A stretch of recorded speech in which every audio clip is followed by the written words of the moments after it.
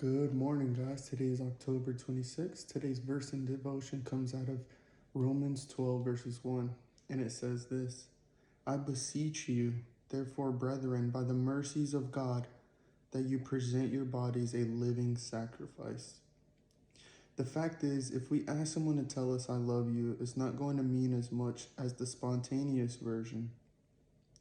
These universally desirable words are usually not something you have to teach. It's just natural to respond with love to those we care about. Why then are we sometimes slow to verbalize and show our love to the one who loves us most? When the Apostle Paul offered his appeal, I beseech you, in Romans 12 verses 1, he didn't command his readers to present themselves to God because it's an imperative, crucial step towards salvation. Instead, beseech implies an urging to respond to what God has already done, mercifully delivering us from sin and graciously bestowing blessing we don't deserve.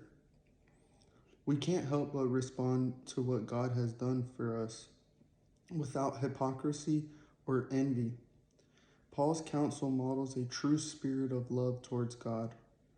The only spiritual service that honors and pleases God is the heartfelt devotion of his children who give themselves totally to him. Tell God you love him and think of some ways you can pour his love into those around you.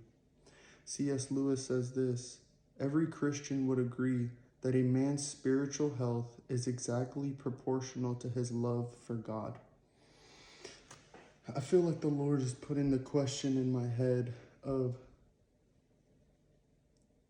someone asking what it means to submit yourself to him.